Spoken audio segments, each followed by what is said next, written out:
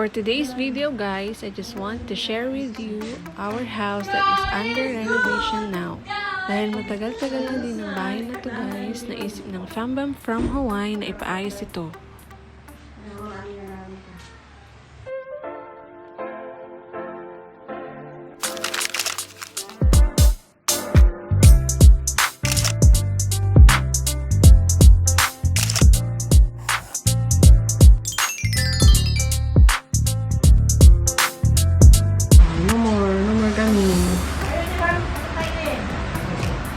Malinis na. Itong bahay na to pala guys is bahay nila tita ko. Bali kapatid siya ng nanay ko, bunsong kapatid. So ayan, simula kasi nung nagpunta sila lahat sa Hawaii, silang family is wala nang ibang tumira dito kundi kami. And ngayon, naisipan nilang ipaayos ang bahay para at least naman pag dumating sila dito may comfortable silang titirhan. Ang balak talaga namin dito guys is aalisin lang sana yung yero. I mean, papalitan lang sana. Kaso, mas minabuti ng family na gawin na lang rooftop yung sa taas. I mean, terrace. Maluwang na terrace para at least naman may pagtambayan sila pag nandito sila sa Pilipinas. Bali, ang foreman pala ng bahay na to guys is mismong tatay ko na. Yan. Halos kasi ng mga bahay ng mga pinsan ko guys is siya na yung foreman nila. And actually ngayon wala siya dito. Ginaguide lang niya yung mga trabahador niya para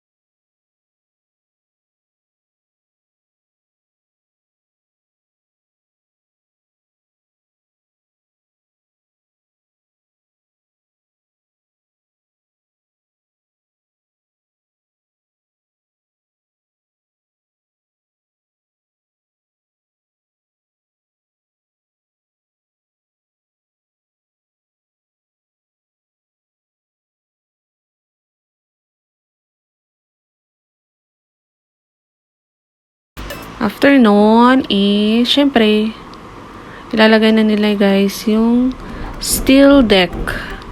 Steel deck na yung napag-usapan naming ilagay guys kasi daw mas makakamura kaysa sa bibili ka pa ng plywood.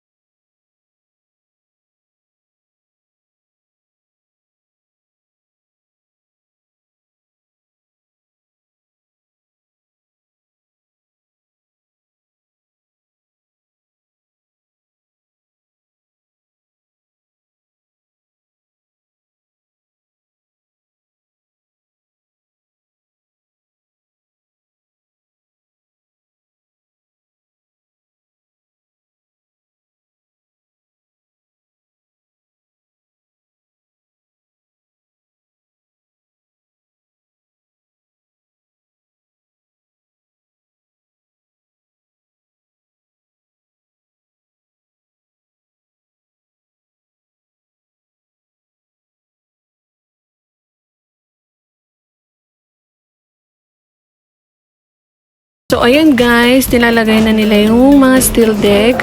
Bali, 4 na tig 6 meters ata to. Ayan. Wait na lang natin ilagay yung isa pa dyan. Then, after nun is, popormahan na lang nila sa may mga side and side. And i-intact nila ng mabuti.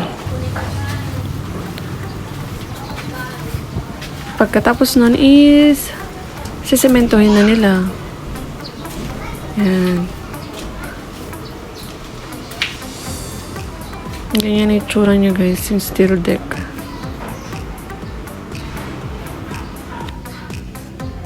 Nalagay pa na isa dyan guys. Mali 4 yan.